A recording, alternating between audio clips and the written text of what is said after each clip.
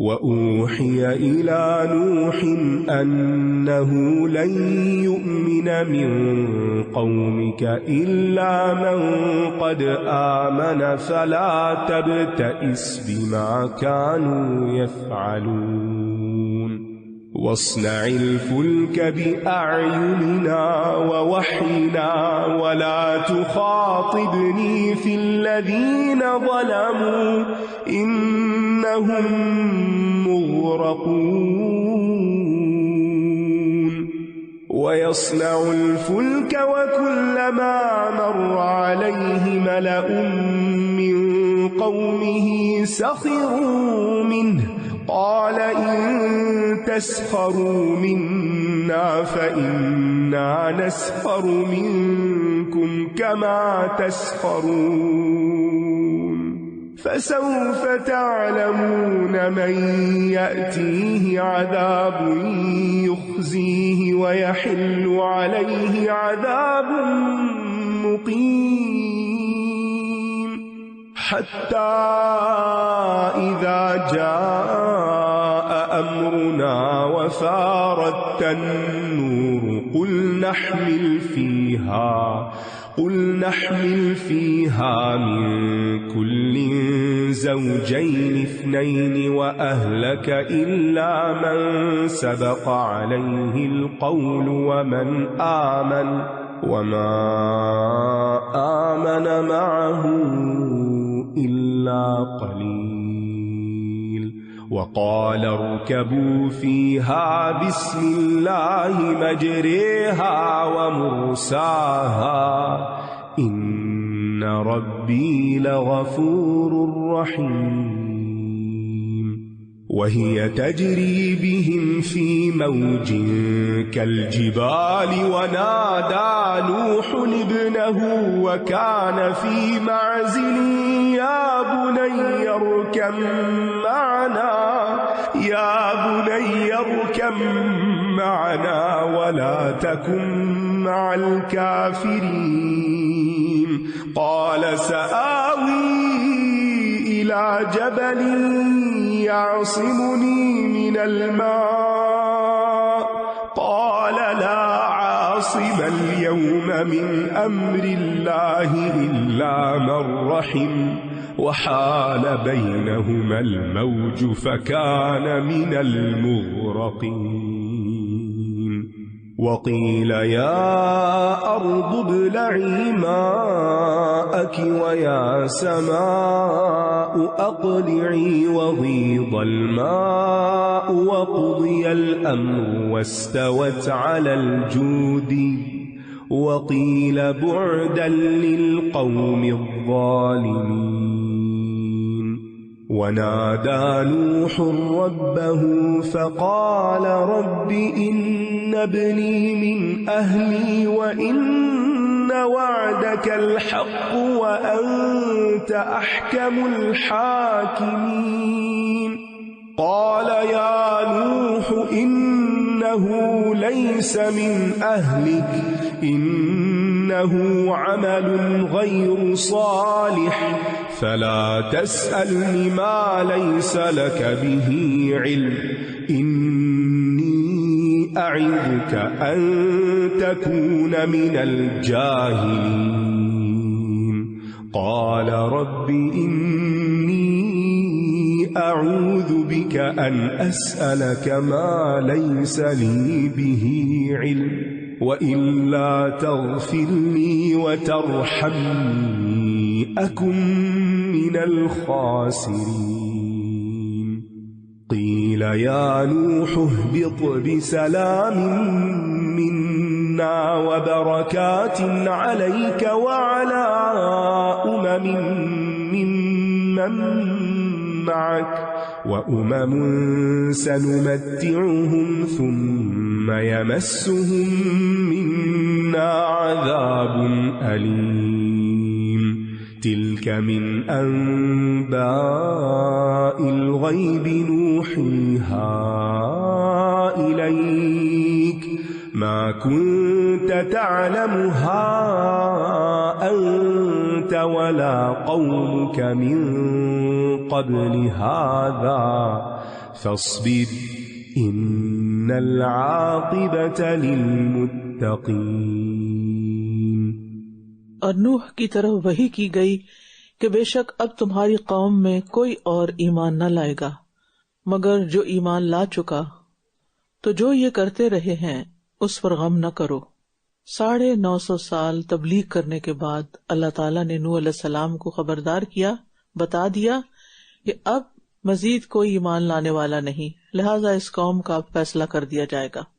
اور بالآخر وہ وقت آ ہی گیا، اور فرمایا کہ اب اس پر غم نہ کرو۔ زندگی میں بہت سے لوگ ایسے ہوتے ہیں کہ جن کے ساتھ آپ بہت خیر خواہی کرتے ہیں، ان کے لیے آپ اپنے آپ کو تھکا دیتے ہیں، گھلا دیتے ہیں، لیکن وہ آپ کی قدر نہیں کرتے، وہ آپ کی بات نہیں مانتے، وہ آپ کی بات سنتے بھی نہیں، سمجھتے بھی نہیں۔ تو پھر حل کیا ہے کہ انسان ان کے لیے مزید اپنے آپ کو نہ گھلائے، معاملہ اللہ کے سپرد کر دے اور اللہ کو پکارتا رہے۔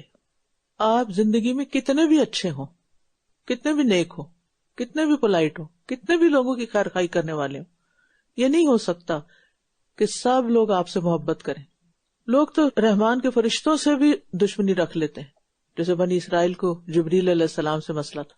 تو انبیاء علیہ السلام نے لوگوں میں ایک مثبت سوچ کو اجاگر کیا، خیر خواہی کی، ان کی مدد کی، ان کو سمجھایا، ان سے کسی مال کا، کسی فائدے کا مطالبہ نہیں کیا، لیکن پھر بھی لوگ نہیں سمجھ کے دیے۔ یہ اس دور میں ہوا جو ابتدائی دور ہے انسانیت کا، اور یہ آج بھی ہوتا ہے۔ لہٰذا انسان کو ایسے لوگوں سے اپنی ایکسپیکٹیشنز نہیں رکھنی چاہیے۔ اور تم ہماری نگاہوں کے سامنے اور ہماری وحی کے مطابق ایک کشتی بناؤ، اور جن لوگوں نے ظلم کیا مجھ سے ان کے بارے میں بات نہ کرنا، بے شک یہ سب غرق کیے جانے والے ہیں۔ یعنی ظلم کرنے والوں پہ ترس نہیں کھانا، کیونکہ پیغمبروں کے دل بڑے نرم ہوتے ہیں۔ وہ لوگوں کی مخالفتیں، زیادتیاں، دشمنیاں برداشت کر کر کے، ان کے ساتھ پھر بھی خیر خواہی کر کر کے، آخر ان کے اندر یہ چیز راسخ ہو جاتی ہے کہ ہر حال میں خیر خواہی کرنی ہے، وہ اچھا کریں برا کریں، اچھا ہی کرنا ہے ان کے ساتھ۔ لیکن اب بتایا کہ نہیں، اب اس کے بعد اچھا نہیں ہوگا ان کے ساتھ، یہ غرق کیے جانے والے ہیں، ان ظالموں پہ ترس نہیں کھانا۔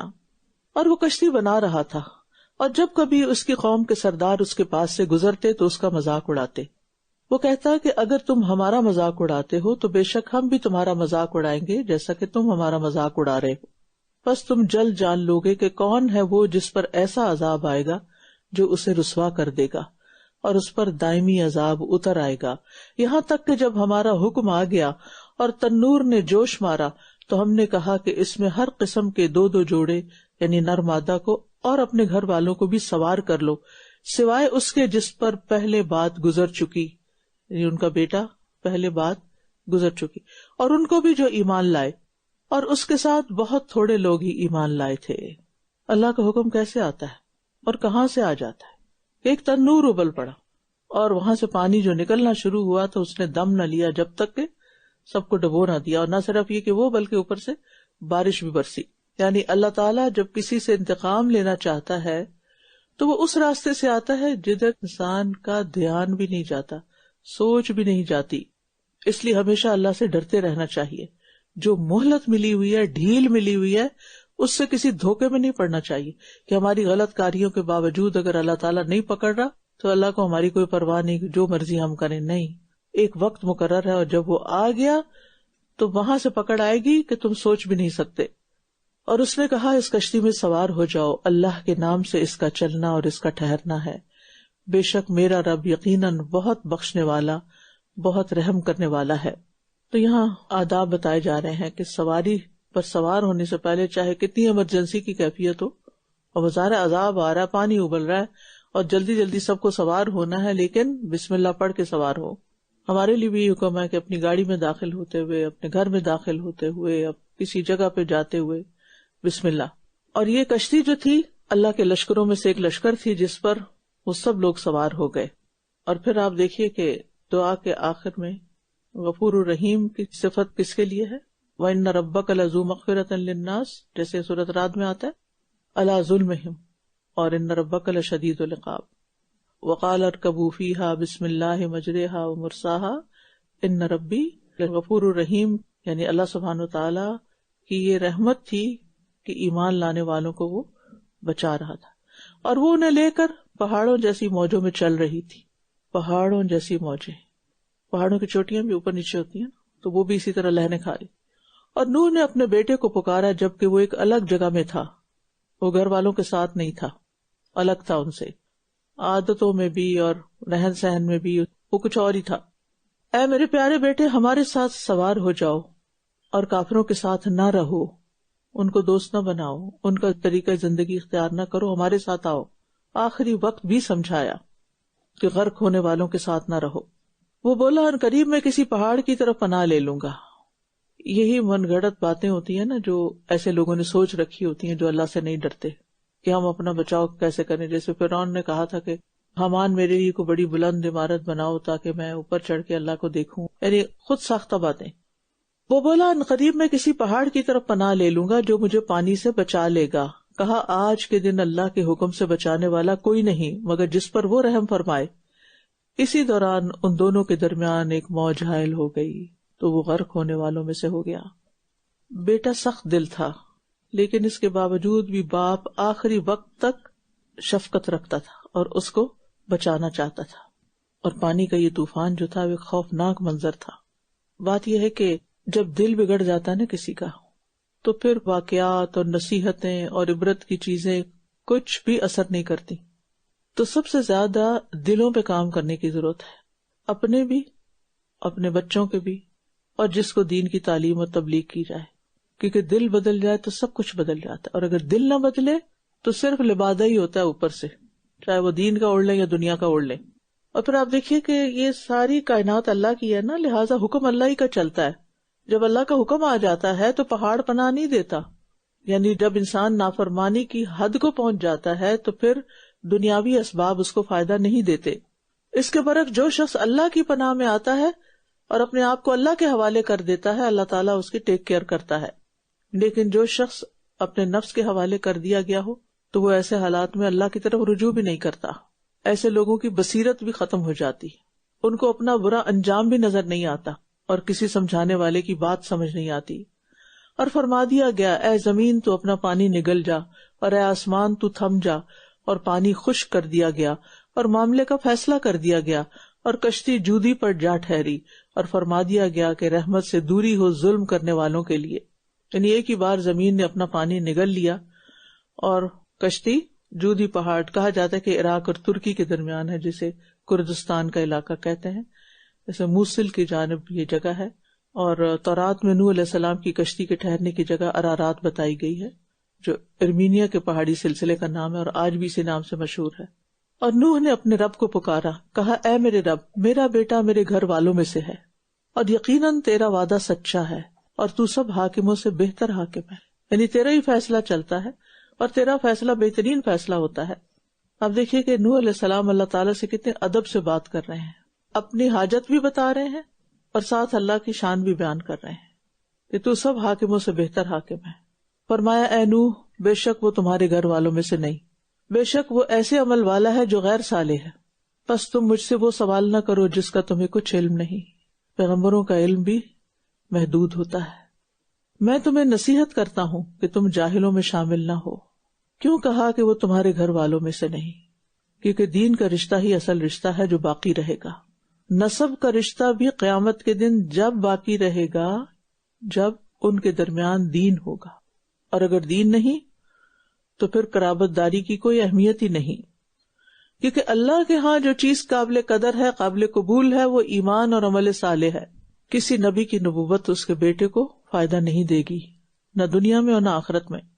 اور اسی طرح بغیر محنت کے اور بغیر اللہ تعالی کی طرف رجوع کیے صرف خود ساختہ من گھڑت طریقوں سے نجات پانے کے جو نسخے ایجاد ہو چکے ہیں ان کی کوئی حیثیت نہیں. نجات کا معیار وہی ہے جو قرآن و سنت نے ہمیں دیا ہے کہ کیا کرنا ہوگا نجات پانے کے لیے، کامیاب ہونے کے لیے. آپ دیکھیے کہ دنیا میں اگر آپ کو کوئی امتحان دینا ہو تو کیا آپ اس میں اپنی مرضی کے جواب لکھتے ہیں یا جو مطلوب ہوتے ہیں یا جو انہوں نے اسٹینڈرڈ سیٹ کیا ہوتا ہے اس کے مطابق لکھنا ہوتا ہے؟ چاہے آپ کتنے ذہین ہوں، کتنے بڑے ریسرچر ہوں، اور آپ نے کوئی ایسی ریسرچ کر رکھی ہو جو ابھی امتحان لینے والوں کو بھی نہ پتا ہو، لیکن اگر آپ نے وہ بھی لکھ دی تو وہ قبول نہیں ہوگی. اور پھر آپ دیکھیے کہ نوح علیہ السلام کی دعا یہاں قبول نہیں ہوئی، کیونکہ اللہ تعالیٰ کیا فرما رہے ہیں، وہ مت مانگو جس کا تمہیں علم ہی نہیں. یعنی یہ دعا کیوں نہیں قبول ہو رہی، اس کا علم اللہ کو پتا ہے، اس کی حکمت اور مصلحت اللہ ہی جانتا ہے. نوح علیہ السلام نے یہ جو کہا نا میرا بیٹا میرے گھر والوں میں سے ہے، تو اللہ تعالیٰ نے فرمایا یا نوح انہ لیس من اہلک، وہ تمہارا بیٹا نہیں ہے. یعنی جو تمہارے دین پر نہیں وہ تمہارا نہیں، چاہے وہ تمہارا اپنا ہی بیٹا کیوں نہ ہو. اس نے کہا اے میرے رب، بے شک میں تیری پناہ لیتا ہوں اس بات سے کہ میں تجھ سے وہ سوال کروں جس کا مجھے کچھ علم نہیں. فوراً رجوع کر لیا اپنی بات سے، اور اگر تو نے میری بخشش نہ کی اور مجھ پر رحم نہ کیا تو میں خسارہ پانے والوں میں سے ہو جاؤں گا. 950 سال دین کی خدمت کرنے کے بعد بھی کیا عرض کر رہے ہیں، اگر تو نے میری بخشش نہ کی. صرف ایک چھوٹی سی دعا کی تھی، وہ اللہ تعالیٰ کو پسند نہیں آئی. کتنے ہمبل ہیں، فوراً ڈر جاتے ہیں. اگر تو نے مجھے نہ بخشا میری اس بات پر اور مجھ پہ رحم نہ کیا تو میں خسارہ پانے والوں میں سے ہو جاؤں گا. پیغمبر اللہ کا مقام پہچانتے ہیں، اللہ کی شان کو جانتے ہیں، لہٰذا وہ ادب سے معاملہ کرتے ہیں. اور ہم جتنے نہیں جانتے اتنے نڈر ہو کے جو چاہتے ہیں اللہ کے بارے میں باتیں کرنا شروع کر دیتے. اللہ اس کو نہیں بخشے گا تو کس کو بخشے گا، نعوذ باللہ. اور یہاں اس واقعے سے ہی پتہ چلتا ہے کہ نبی بھی بشر ہوتے ہیں، انسان ہوتے ہیں، ان کے اندر انسانوں والے جذبات ہوتے ہیں. اور یہ بات پتہ چل رہی ہے کہ 2 چیزیں نقصان سے بچا سکتی ہیں، وہ ہے اللہ کی طرف سے بخشش اور اس کی طرف سے رحمت. اللہ بخش دے اور رحم فرما دے تو انسان نقصان سے بچ سکتا ہے، برے انجام سے بچ سکتا ہے.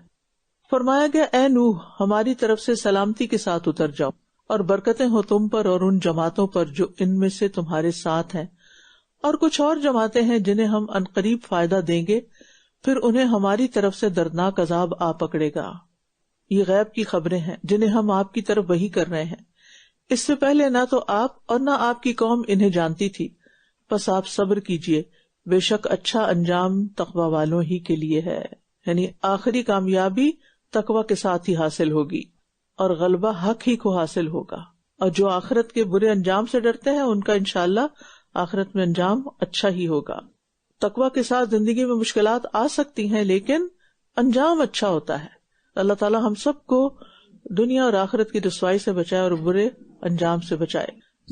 میرا ایک کوشچن ہے کہ جیسے اگر سیم دین پہ نہیں، اس کا مطلب ہے کہ بالکل ایمان نہیں یا گناہ کیا بچے نے؟ اگر ایمان نہیں تو پھر تو بالکل ہی الگ معاملہ ہے، اور اگر ایمان ہے اور کبیرہ گناہوں میں پڑا ہوا ہے اور توبہ نہیں کر کے مرتا تو معاملہ کفر کے مقابلے میں فرق ہے. کیونکہ اگر شرک نہیں اور کفر نہیں تو بخشش کی امید ہے چاہے سزا کے بعد، اور اگر توبہ کر لی تو وہ تو پھر ویسے معاملہ صاف ہو جاتا ہے. وَإِلَىٰ عَادٍ أَخَاهُمْ هُودًا قَالَ يَا قَوْمِ اعْبُدُوا اللَّهَ مَا لَكُم مِّنْ إِلَٰهٍ غَيْرُهُ إِنْ أَنتُمْ إِلَّا مُفْتَرُونَ. يَا قَوْمِ لَا أَسْأَلُكُمْ عَلَيْهِ أَجْرًا إِنْ أَجْرِيَ إِلَّا عَلَى الَّذِي فَطَرَنِي أَفَلَا تَعْقِلُونَ. وَيَا قَوْمِ اسْتَغْفِرُوا رَبَّكُمْ ثُمَّ تُوبُوا إِلَيْهِ يُرْسِلِ السَّمَاءَ عَلَيْكُمْ مِدْرَارًا وَيَزِدْكُمْ قُوَّةً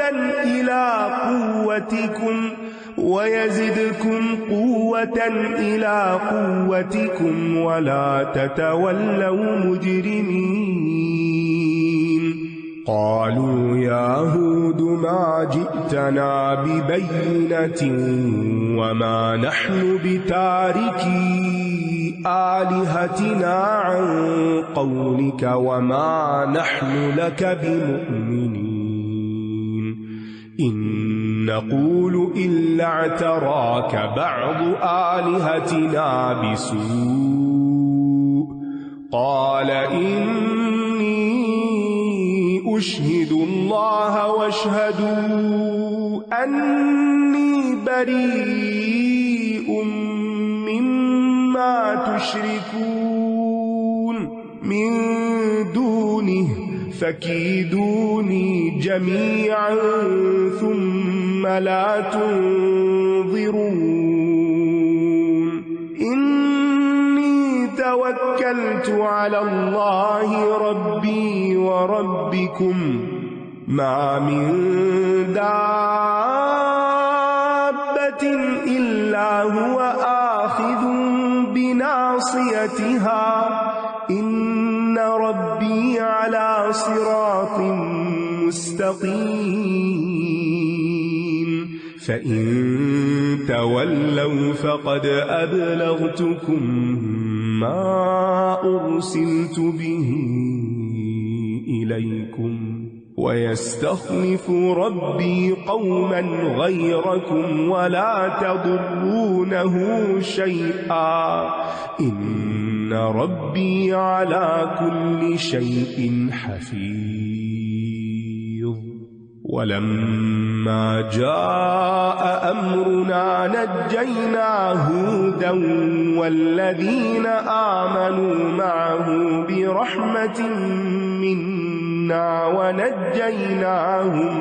ونجيناهم من عذاب غليظ وتلك عاد جحدوا بآيات ربهم وعصوا رسله واتبعوا أمر كل جبار عنيد وأتبعوا في هذه الدنيا لعنة ويوم القيامة ألا إن عادا كفروا ربهم ألا بعدا لعاد قوم هود. اور عاد کی طرف ہم نے ان کے بھائی ہود کو بھیجا. اس نے کہا، اے میری قوم، اللہ کی عبادت کرو، اس کے سوا تمہارا کوئی معبود نہیں، تم تو محض جھوٹ گھڑ رہے ہو. یعنی غیر اللہ کی عبادت ایک جھوٹ ہے اور یہ جھوٹے معبود تم نے بنا رکھے ہیں جن کے سامنے اپنی حاجتیں پیش کرتے ہو. اے میری قوم، میں تم سے اس پر کسی اجر کا سوال نہیں کرتا، میرا اجر تو اسی کے ذمہ ہے جس نے مجھے پیدا کیا ہے، پھر بھی تم عقل سے کام نہیں لیتے. یعنی ایسا مخلص شخص اور ایسا بے غرض تمہیں پیغام دے رہا ہے، اس کی بات کو کچھ تو وزن دو، نہ کہ بلا سوچے سمجھے کچھ غور کیے تم اس کو رد ہی کر دو. تو جو لوگ عقل سے کام نہیں لیتے وہ معاملے کی تہہ تک نہیں پہنچتے، سوچتے ہی نہیں کہ کہنے والا کہہ کیا رہا ہے، کہاں سے کہہ رہا ہے، کون ہے، کیا کرتا ہے. اور اے میری قوم، اپنے رب سے مغفرت طلب کرو، بخشش مانگو، پھر اس کی طرف لوٹ آؤ تو وہ تم پر آسمان سے خوب برسنے والی بارش بھیجے گا اور تمہاری قوت پر مزید قوت کا اضافہ کرے گا اور تم مجرم بن کر منہ نہ پھیرو.